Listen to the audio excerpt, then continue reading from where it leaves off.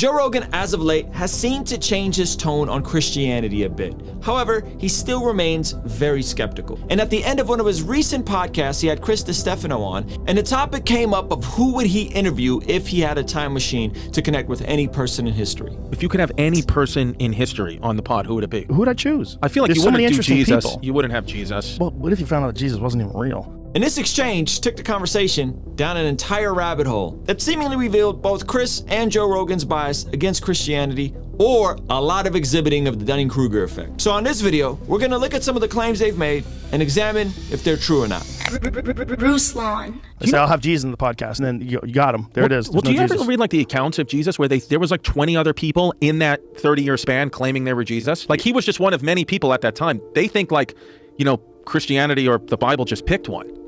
It's possible. So the notion that Jesus was not a real person has been rejected by every scholar regardless of their religious affiliation. For example, leading atheist New Testament scholar Bart Ehrman told the Washington Post this: "I keep telling Christians they don't have to be afraid of the truth," said Ehrman.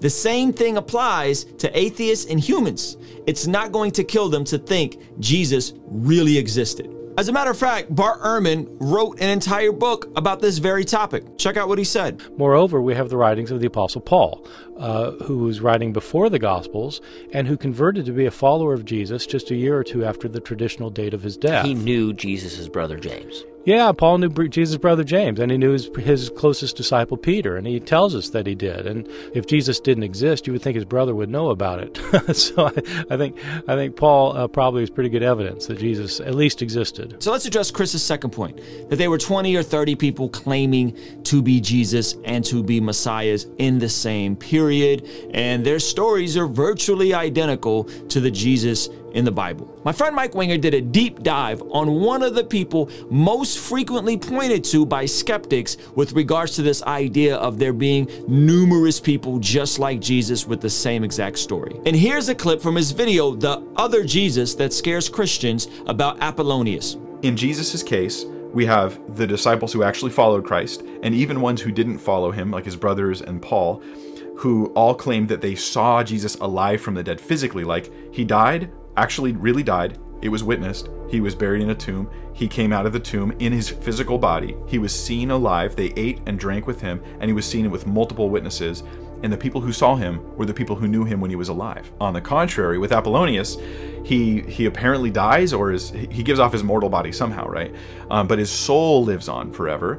And he appears to one man. Nobody else sees him. The one man does not appear to be one of his disciples. This whole event happens long after Apollonius has died, and it's only to confirm that souls are immortal, not to confirm anything about Apollonius having risen from the dead. It's not a parallel. That's the point. It's not a parallel. It's the closest they can get, but it's not a parallel. I also reached out to my friend John McCrae from the YouTube channel What Do You Mean? And he had this to say about the claim of there being multiple messiahs around the same time as Jesus. Yo. Did you look at that video I sent you? I did. All right. And first off, when he says that there was like 20 different people claiming to be Jesus, there's no historical evidence for that, as far as I know. But what I think he really meant was that there was a lot of different people claiming to be the Messiah. And if that's what he meant, then of course, then he's probably right about that, because there was.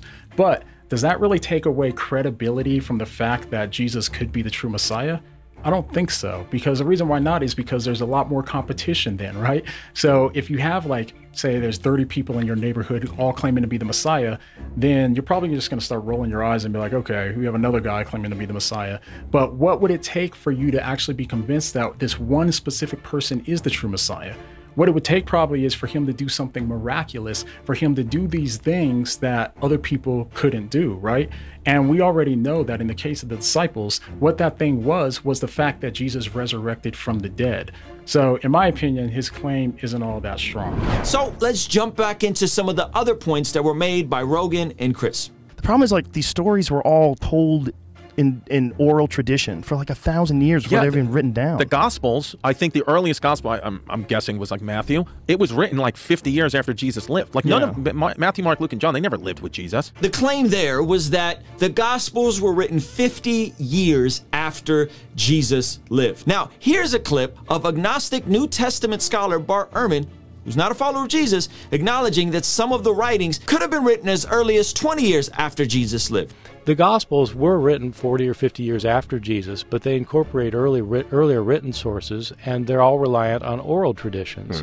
Let me give you a brief timeline. Jesus was crucified in the year 33 AD. The Gospel of Matthew is actually not the earliest Gospel written, as it was written between 80 and 90 AD. The earliest Gospel written was accredited to Mark, that was written 70 AD. The Gospel of Luke was written 85 AD. Now, they are correct that the followers of Jesus were coming from an oral tradition type of culture where they would memorize these stories and memorize the Old Testament. But one of the earliest New Testament letters was actually written by the Apostle Paul, which dates back to around the year 50 AD. And what's most interesting about the book of 1 Corinthians is in chapter 15, Paul is reciting an early church creed back to the church in Corinthians, and the majority of historians agree that this creed, found in 1 Corinthians chapter 15, dates back all the way to the year between 30 and 35 AD. And remember, Jesus was crucified in 33 AD. And in that creed, 1 Corinthians chapter 15 reads this: "For what I received, I passed on to you as of first importance, that Christ died for our sins according to the scriptures, that he was buried, that he was raised on the third day according to the scriptures, and that he appeared to Cephas, and then to the 12. After that, he appeared to more than 500 of the brothers and sisters at the same time, most of whom are still living, though some have fallen asleep. Then he appeared to James."